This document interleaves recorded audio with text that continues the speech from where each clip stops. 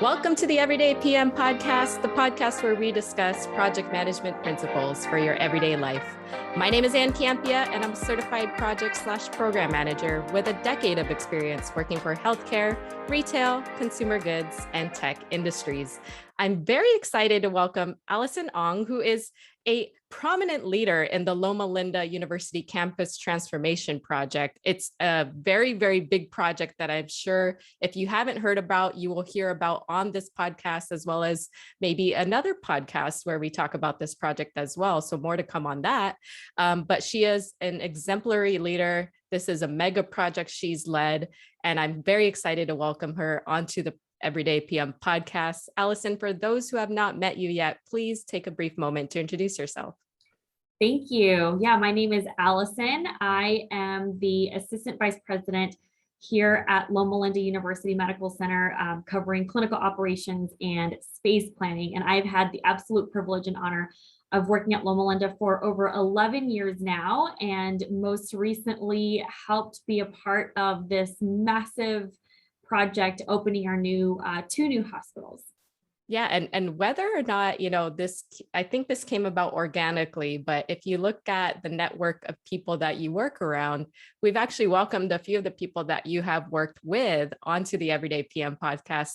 I just want to shout out to Christina, who has been on the podcast multiple times and who referred us to you, Allison, just because, she was just very inspired by the way you led this project. And I know you don't work directly, like you don't work in the same organization, but you did work very closely together on this project. So, we love Christina on the podcast. So we're super excited to welcome you on here today. And so with your expertise and leadership, we did want to dig into this idea of project leadership versus project management, right? Because as project managers, there's this part of our title that says we must manage. But when you talk about project management today, essentially what we're doing is we're not necessarily managing. I truly believe that we're leading projects in a way that, works for the majority and works for your team and works for your stakeholders and everybody that works around you. And so when I heard about your story and the way that you've led this project, I definitely wanted to kind of pick your brain on what that difference is between project management and project leadership, and really how you were able to infuse that across all of the teams that you work with. So why don't we start there? Do you feel, Allison, that there is, a clear delineation between looking at this topic of project leadership versus looking at project management? I do. I think it expands further than project-based work. I would say that if you took the word project out of that equation and you just said, what's the difference between a manager and a leader? I think there in and of itself lies the foundation of where I see a difference. So certainly I do feel that project leadership is probably the more appropriate term for what I have seen been the most successful for other people who may hold a title project manager. Awesome. And I'm aware that you do teach a course, I believe, on project leadership, and I'm excited to kind of dig into the details of that as well. But let's learn a little bit about you, Allison, before we get started, just so folks know a little bit more about your background and your expertise. So tell me about your background. Obviously, it sounds like you started as a project manager and now you find yourself in this, executive role. So really, how did you get there? I think all of us want to know. Yeah, so I have a fairly unconventional sort of path, and I think everyone's journey is a little bit different, right? So I actually am a nurse by background. So started off in nursing, which there in and of itself, talk about having to learn the leader role for how to deliver care for a patient. That in and of itself is certainly unique, and you learn a lot. But I was very honored to have been able to be a part of a program here at Loma Linda as a nurse leadership resident. So 2-year, fairly intensive residency that helps you gain experience on what it's like to be a leader. Yeah. So I went through that for a couple of years, learned from the best leaders throughout the organization, and was also doing graduate school at the same time. And after that, found myself in a project manager role for the chief nursing officer. Wow. I had the best time. It was one of my favorite jobs.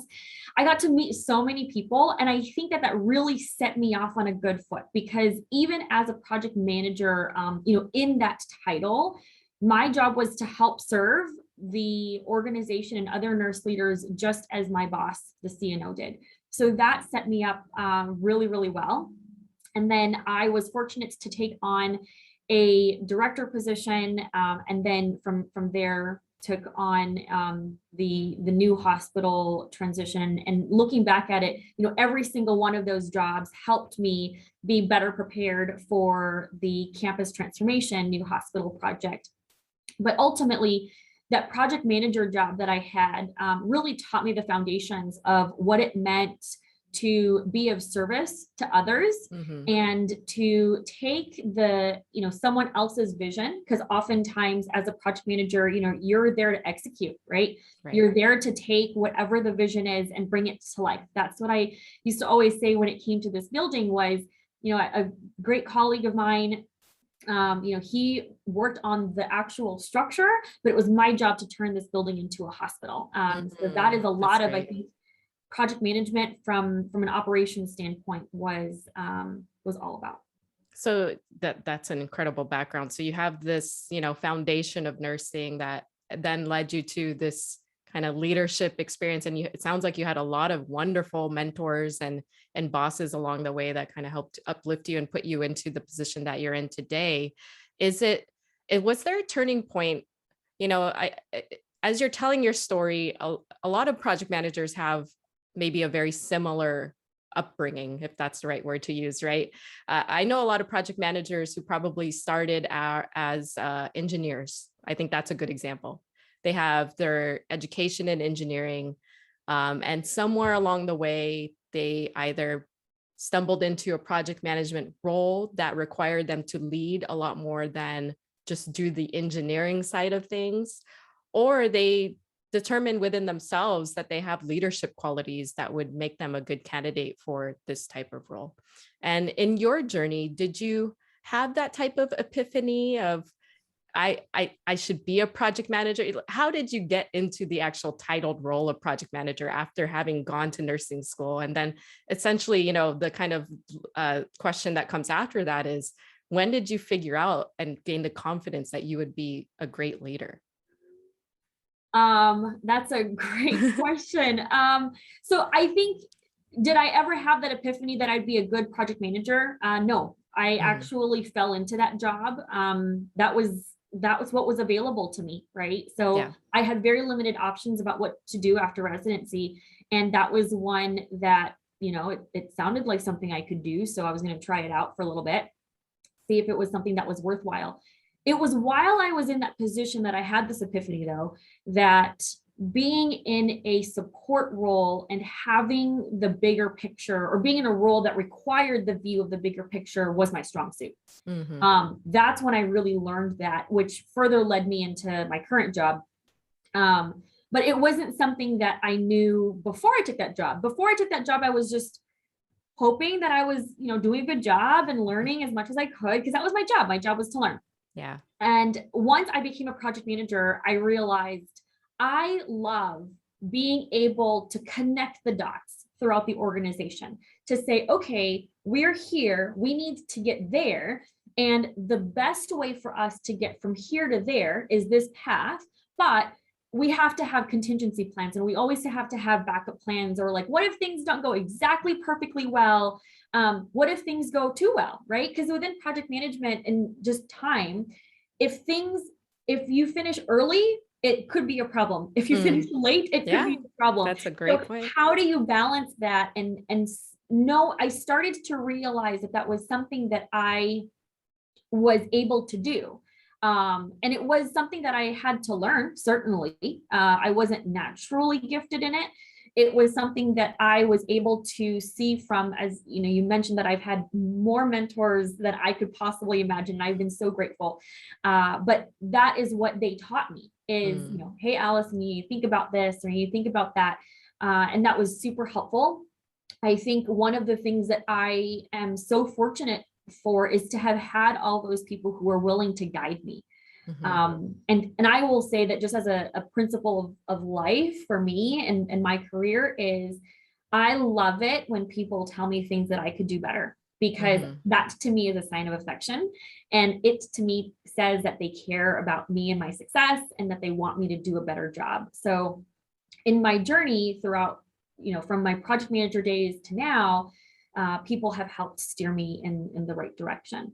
Gosh, and so many things are, popping in my head as you're saying these things, because I think one of the questions I had learning about your experience was you've been or kind of face to face with a lot of executives. It sounds like your first PM role, you were working for an executive, right? So in that sense, did that help you prepare to then eventually have to be the one that is face to face reporting on status of projects, or were you already naturally kind of good at communicating in that way? No, I certainly had to learn it. Yes, it was helpful, and it was helpful because I wanted to see, and I wanted to hear their perspective. And I felt like if I took the time to understand their view, and then subsequently took the time to understand the view of their subordinates, right? Because no one reported to me, so I didn't have subordinates. But if I took the time to listen to the executives throughout the organization, and I took the time to listen to those that were closer to the front line, I could better navigate how to get us through our journey.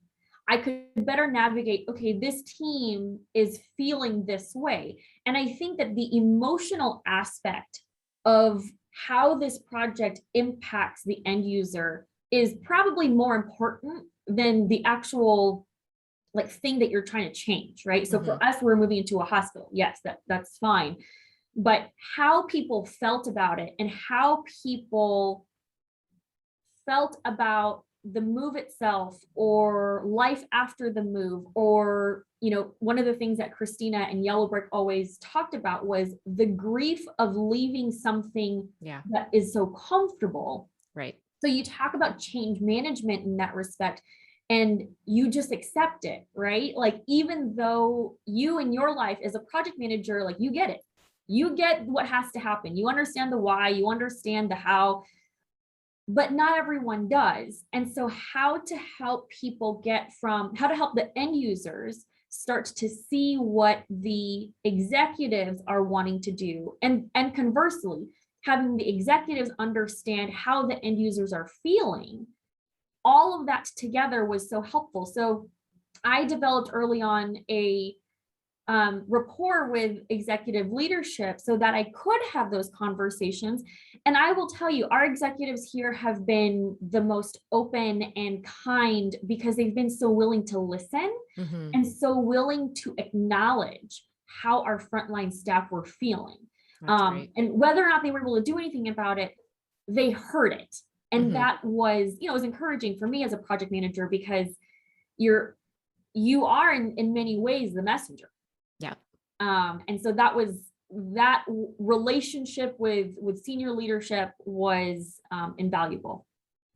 Yeah, agreed. And I want to dig into kind of that communication that you had with them, but I want to make sure that people didn't miss the point that you made, Allison, because it was a very good one, which all the points you're making right now are great. But this one in particular, I want to make sure we call back to, which is feedback in your professional and even in your personal life can be very healthy for you. And I think if we are not prepared to receive it in that way, and the way that you said, right, that means it's a sign of affection. Somebody cares about you, your well-being. They want you to be better. If you look at it in that respect, feedback doesn't have to always be feel so negative and critical, and people don't have to feel like they're doing something wrong. If you look at it in the way that Allison is saying, and this applies to your personal life as well, right? If you have friends that you want to communicate with, and there's something that you want to make them aware of that could potentially help them, that is the way that I hope all of us are able to receive feedback, especially in our professional lives as we continue to grow and nurture our own careers, is something that I want to make sure I called back to, because that was such a piece of value, or important piece of valuable advice for the audience here, Allison. So thank you for that. Yeah, don't get me wrong though. I don't always like it in the first I day or don't two. either. I don't always enjoy it, but I do, after I have a day or so to think about it, I recognize that, you know, what they're actually saying to me is, hey, Allison, I care about you enough to have this difficult conversation and to tell you something that will make you a better person. And I've come to really appreciate it, even though, you know, the first 24 hours are really hard. Oh, it's everyone receives it so differently, right? But has that helped you, you know, having that mentality, has that helped you in two ways? Has it helped you communicate to your own staff when you would like to provide, you know, critical feedback for them? And then at the same time, has that helped you when providing that direct, firm, you know, communication to your executives and your stakeholders? Absolutely. And I would say that it's helped in my communication with just everyone that I work with, right? So I will often, especially if it's something that maybe isn't the best news, I will usually start it off with, you know, my intent. And I will talk about my intention before I share the actual message. So, you know, my intention is to make sure that you're successful, or my intention is to make sure that the project is successful. My intention is, you know, whatever the case may be. Sure. And sometimes I'll preempt the conversation with, this is going to be uncomfortable. And I don't know how else to put that. But I think that, you know, so often, and especially I have found that people have this weird sense of, I've got this title, so I need to seem like I am always confident, or I'm always like sure of myself, or I'm, you know, whatever the case may be. I don't know if it's like a macho complex, not sure. But I think there is something to be said about being honest with someone. Sure. Right. So if I am honest with you about how I'm feeling, I'm hoping that you can feel comfortable enough to be honest with me about how you're feeling. And whether or not we agree is not the point. Whether or not we agree with the direction that we're going in or the choices that have been made, I just want to hear you. And I very much value what you have to say to me. And most, you know, 99% of the time I get that respect back from my colleagues. And that's essentially how you build your relationships, even in your everyday life, right? And for those that are listening right now and you hear the phone ringing, this is what we do, right? This is our everyday life. This is the business nature of our business, is that it also doesn't stop. But when you think about how you build your relationships in your everyday life, you want that mutual respect. You want that honesty. That's how you build and grow. And as project managers, as Allison is pointing out, that's also very important in the professional setting. And how I love how you're saying, you know, be transparent, be honest. You may not always have the best news to communicate, but if you have that level of authenticity that you've built a reputation around, and that you continue to be honest with your stakeholders, I personally feel like that is one of the most effective ways to communicate to your leadership team as a project leader. And Allison, I think you're kind of affirming that statement and that thought as well. Now, when it comes to teaching this to your staff, I understand you also teach a class, right? I think if I'm following your trajectory full circle, have you actually gone full circle now and are now teaching that leadership class that you once took when you started? So I have had residents of my own, yes. Okay. So I suppose I never really thought about it that way. But yes, I have come full circle, and I do have my own. I have had residents rotate with me, just as I did when I first started in leadership. I do from time to time do like guest lecture here and there. But, you know, I think one of the things that I do try to teach people is, one, you have to make it your own. I have had people that I have tried to teach and they try to emulate someone else. Right. And it fails every single time. It fails. And so I think, you know, taking these principles and making it your own is, I think, first and foremost. But also, I think one of the questions that I like to ask people is, you know, what are the characteristics about a leader that you admire? What are their characteristics, or like, what are some of the things that they do? and we sort of we break that down in terms of like, okay, so you liked this particular action. What was it about that action? How did that make you feel? And so in many ways, we talk a lot about how did it make you feel? Because that's what leaves an impression is, oh, well, that made me feel supported. Okay, like that's great. What does that mean to you? Like, why did that make you feel supported? Whatever the case is. But yeah, we spent a lot of time talking about how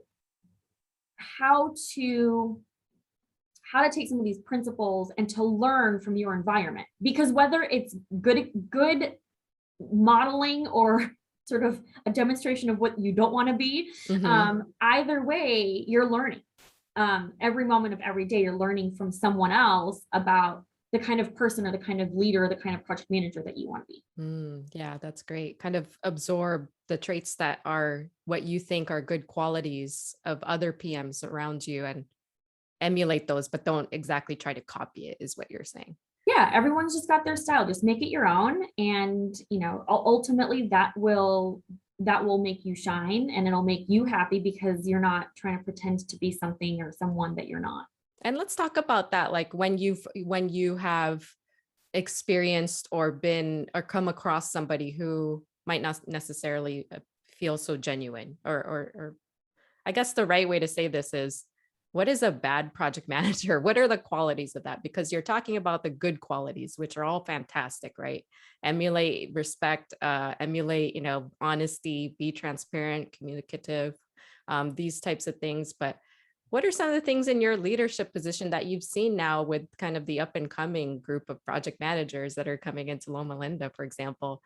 What are some of those bad qualities? And I don't necessarily want to put anybody out there, but I think even in this very podcast, we always talk about the positive qualities or the great qualities of a PM, but we never really dig into, what would you look at a person and say, you might not be great in this role. And I think that's important for people to recognize as well. I think the first characteristic that I would say I wouldn't prefer in a project manager is someone who doesn't want to learn the ins and outs of what they're managing, right? So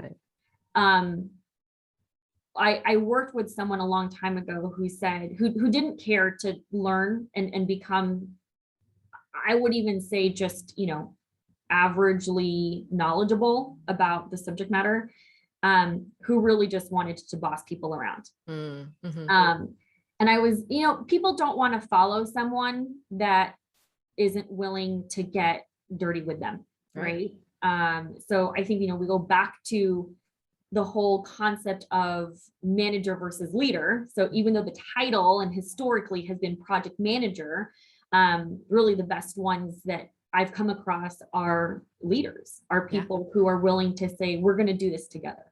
I'm not going to sort of sit over here in my chair and like watch you do the work. No, I'm going to get in there with you. I'm going to support you in any way that I can.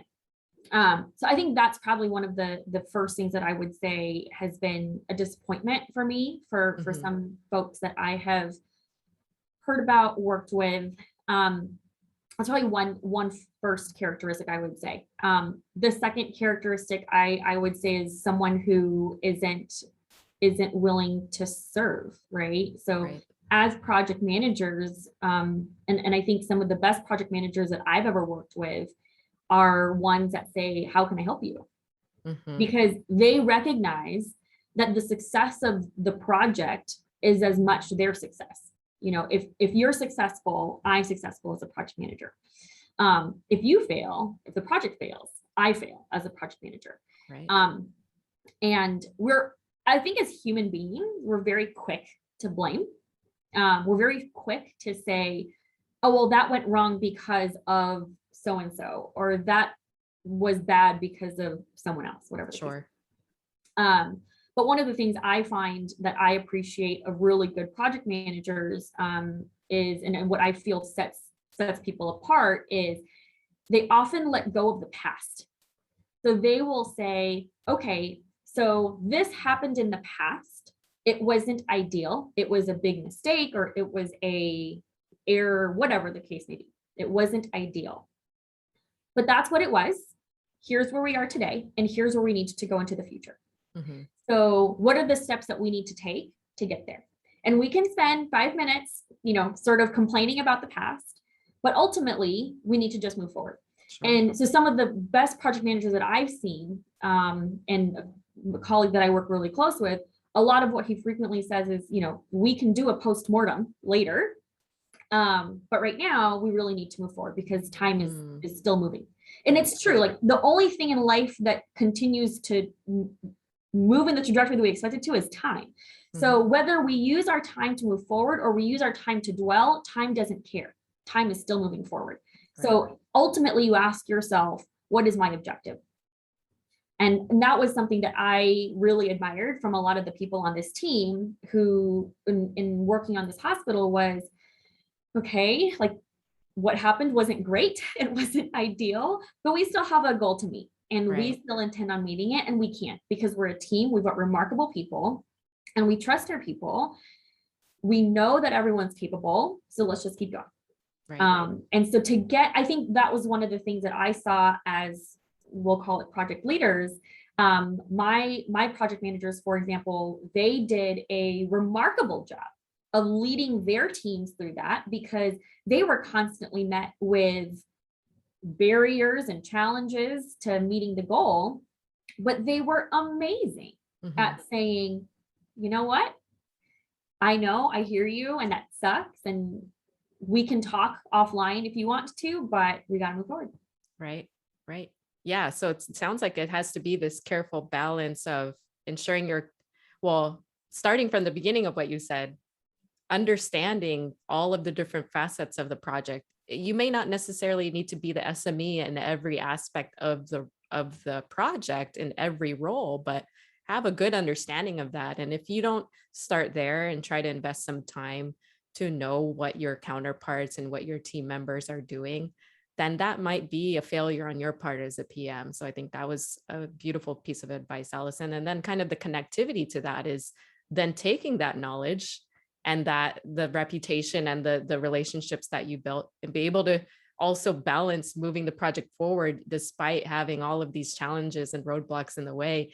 You're absolutely right. We can easily get stuck on an issue, look at the past, spend too much time interrogating what happened and not be able to move forward. And I think that is such a great piece of advice as well, as it's the practical experience of having been there that I completely resonate and understand what you're saying, is that you can easily be stuck in this point in time, and time continues to be the thing that keeps moving. So Allison, I think that's such a wonderful story and such a wonderful take on how we should be looking at things, even in our personal lives as well. I think that's just something that can apply there as well. Don't take time for granted. You got to keep moving as well, progressing in your goals and things like that. So Allison, I know I've threw a lot of questions at you. You've shared a lot of your experiences with me.